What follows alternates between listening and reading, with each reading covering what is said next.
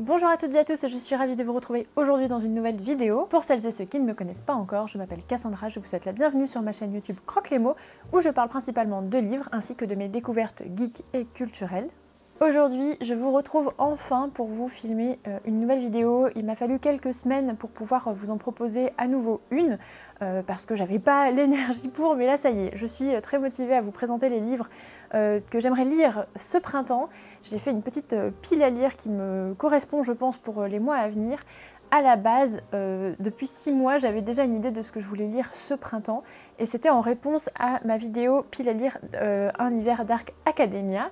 Mais j'ai eu des grosses difficultés à avancer ma dernière lecture en cours, qui était Jonathan Strange and Mr. Norrell, que j'apprécie beaucoup, qui rentre parfaitement dans le challenge que je m'étais fixé. Sauf que voilà, je l'ai commencé début février et j'en suis difficilement à la moitié. Donc j'avais envie de lire un petit peu d'autres choses pour redynamiser un petit peu mes lectures. Et à la base, je m'étais prévu un printemps de la science-fiction. Et au final, vous allez voir, je pars sur quelque chose de beaucoup plus varié, mais qui me ressemble peut-être plus et qui me convient tout à fait. Donc on va commencer tout de suite avec ma lecture en cours que j'ai commencé il y a quelques jours, pile avec ce début de printemps. Et c'est Keke's Delivery Service de Eiko Kadono, ici aux éditions Puff & Book. C'est une traduction. À la base, c'est un roman japonais et c'est le roman qui a inspiré le film d'animation Ghibli, Kiki la petite sorcière, qui est un film que moi j'adore ce film d'animation. Et voilà, je ne savais pas du tout à la base que c'était un roman, je l'ai découvert par hasard sur une chaîne Booktube, et en voyant cette édition, j'ai complètement craqué puisqu'elle est illustrée par l'artiste Joe Todd Stanton, qui est un artiste que j'apprécie beaucoup, qui a fait notamment de nombreux albums pour enfants qui à chaque fois me plaisent énormément. Et voilà, il y a quelques pages illustrées à l'intérieur de ce livre. C'est assez court, c'est en anglais donc, mais c'est paru récemment aux éditions Inis, les Inis Éditions. Il y a 6 tomes je crois. Voilà, mais pour l'instant ça me plaît énormément. J'ai lu, attendez, je vous dis ça tout de suite, j'ai lu 57 pages sur les 194 qui composent ce roman, et c'est tout ce que je cherchais. Ça ressemble fort au film, pardon, et donc ça me plaît complètement, avec un personnage encore plus affirmé que dans le film, donc c'est super chouette à découvrir. Donc pour celles et ceux qui ne connaissent pas l'histoire de Kiki la petite sorcière, c'est l'histoire dans un monde qui ressemble fortement au nôtre, sauf qu'en fait en plus il y a des sorcières. À l'âge de 12-13 ans, une sorcière doit quitter sa famille pour aller dans une nouvelle ville, une ville qui n'a pas encore de sorcières au sein des habitants, et ensuite elle doit s'installer et proposer ses services pour aider en fait les habitants et habitantes de la ville en question. Kiki décide de partir, elle, ce dont elle rêve, c'est une ville au bord de la mer, et elle va proposer ses services de livraison puisqu'elle est super forte pour voler sur un balai volant. Voilà, pour l'instant c'est tout ce que je recherchais, ça me plaît beaucoup, ça rythme un petit peu plus mes lectures, et l'univers est super chouette. Voilà, je vous le recommande, enfin le peu que j'ai lu, je vous le recommande, et j'ai hâte de continuer ma lecture pour ce printemps. Ensuite, un roman classique que je me suis pris à moitié sur un coup de tête et à moitié parce que j'avais envie de le lire depuis longtemps déjà. Il s'agit de Martin Eden de Jack London, ici aux éditions Folio. J'ai commencé il y a quelque temps les 2 premiers chapitres je crois, sur ma liseuse, et j'ai eu un coup de foudre immense pour ces 2 premiers chapitres que j'ai trouvés prenants, doux, touchants, hyper chouette à lire, et j'avais très envie de continuer la suite. Sauf que Martin Eden a eu plusieurs traductions et je ne savais pas trop vers laquelle me tourner, je ne savais pas laquelle était la meilleure, parce que j'ai consulté un petit peu la version anglaise. Je me suis dit que c'était peut-être trop difficile pour moi pour me lancer en anglais sur un roman de 500 pages. Donc voilà, je me suis dit plutôt me diriger vers une version française, ce serait plus adapté. Et quand j'ai lu les différents incipits des différentes versions françaises, je trouvais que le style était vraiment très différent d'une édition à l'autre, et la manière d'écrire aussi. Donc ça m'a un petit peu perdue.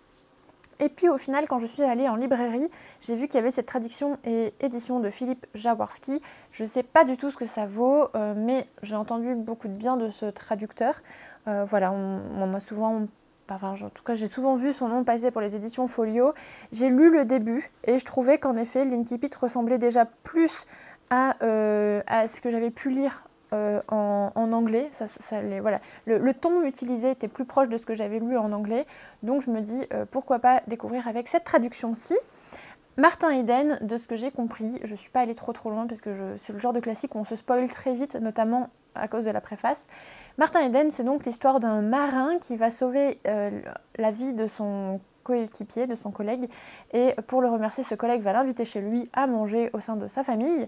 Martin Eden va rencontrer la sœur de ce type, et cette sœur qui est extrêmement cultivée, qui lit énormément, qui est voilà, assez brillante, il va tomber fou amoureux d'elle, ça va être le coup de foudre, et il va se plonger dans les livres, il me semble que c'est ça, dans les livres, pour pouvoir essayer de l'atteindre en fait, et de la mériter en quelque sorte. Voilà, pour l'instant, les 2 premiers chapitres m'avaient énormément plu. J'ai hâte de me replonger dans ce classique. Ça fait un petit moment que je n'ai pas lu de littérature classique, donc je me fais une joie de le découvrir et j'en ai entendu de très bons avis. J'avais envie de vous parler maintenant d'un livre que je n'ai pas en ma possession et je me suis rendu compte que je ne l'avais toujours pas lu tout simplement parce qu'il n'était pas en ma possession. Il s'agit du tome 3 de Silo, Génération de Hugo Weaving. Ça fait des mois et des mois que j'en parle, c'est une de mes sagas préférées, j'ai adoré les 2 premiers tomes. Génération se passe après le tome 1, puisque le tome 2 était un préquel, et juste je ne le lis pas parce que je ne l'ai pas. Donc j'ai décidé que ce serait le livre que j'achèterais au mois d'avril. J'essaye de réduire un petit peu mes achats de livres, j'ai fait pas mal de dépenses de livres ces derniers mois, et je me dis si j'ai un livre à acheter au mois d'avril, ce sera celui-ci. C'est tout. Silo Génération, donc, c'est une saga que j'aime énormément. J'en avais fait une vidéo dédiée sur ma chaîne. Je vous la mets dans le petit i, quelque part par là, si celle-ci vous intéresse. Silo, c'est l'histoire post-apo d'un monde américain qui n'est plus vivable à cause de la menace nucléaire. Et l'extérieur n'est plus respirable, donc on va suivre une population qui vit enfermée dans un silo, dans un bunker de 100 étages sous terre.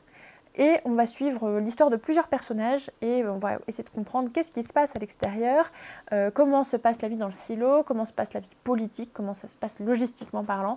Et c'était vraiment un super récit.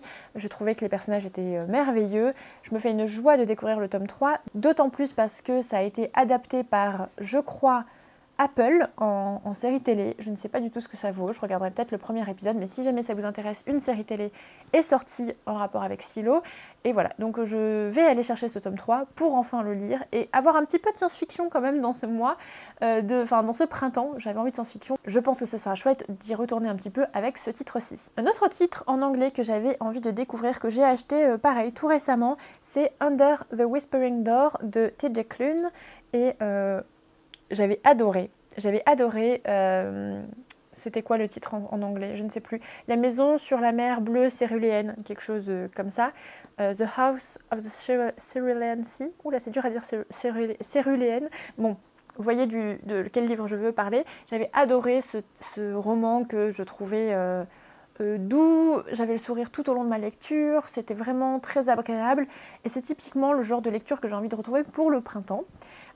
Et là, alors ça a l'air un peu plus sombre quand même, puisque c'est un livre qui tourne autour de la mort, et notamment d'une maison, en fait, d'un endroit dans lequel les personnes qui viennent de mourir pourraient transiter le temps d'aller dans l'au-delà. C'est quelque chose un petit peu dans ce genre-là, de ce que je comprends.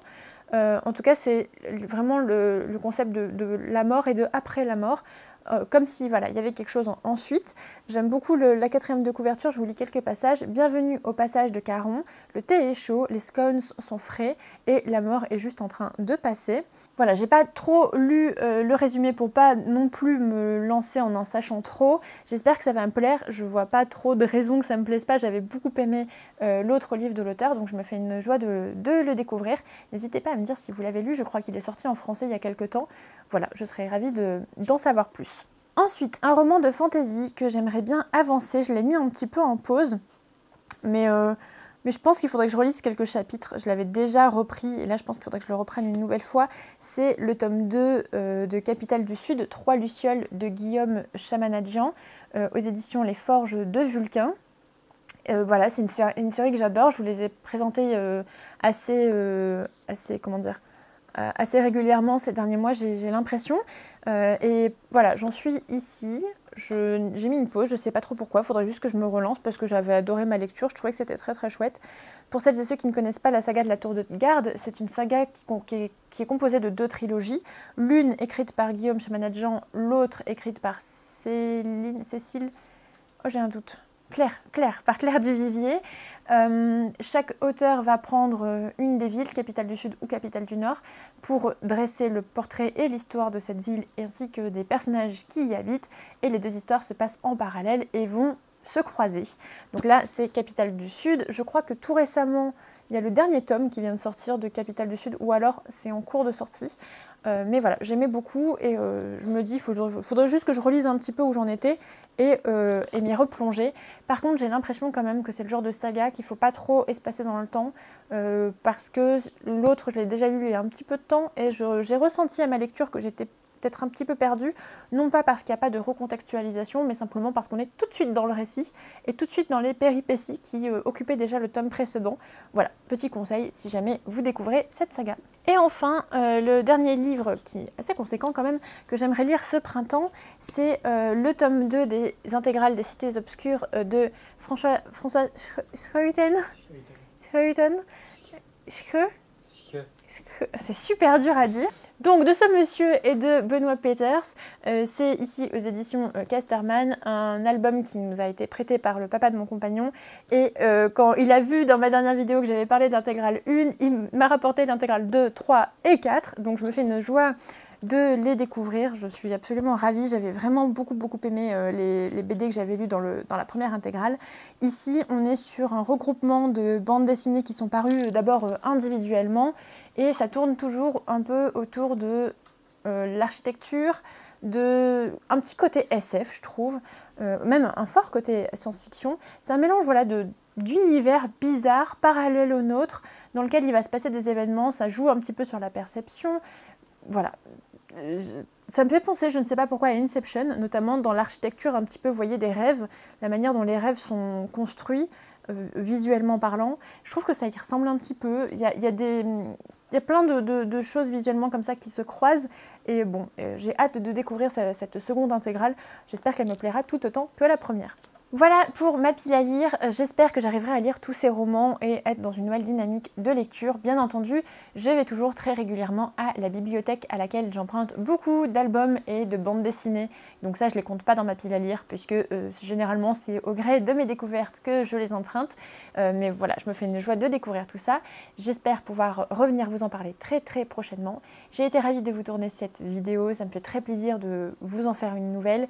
Et j'espère que ces quelques titres vous auront donné peut-être des idées de lecture pour le printemps ou alors peut-être les avez-vous déjà lus. N'hésitez pas à me partager vos impressions en commentaire. Je vous retrouve très bientôt pour une nouvelle vidéo et en attendant on peut se retrouver sur les réseaux sociaux. Je vous les mets en barre d'infos et juste ici. Je vous souhaite de très belles lectures, prenez soin de vous et à bientôt. Bye!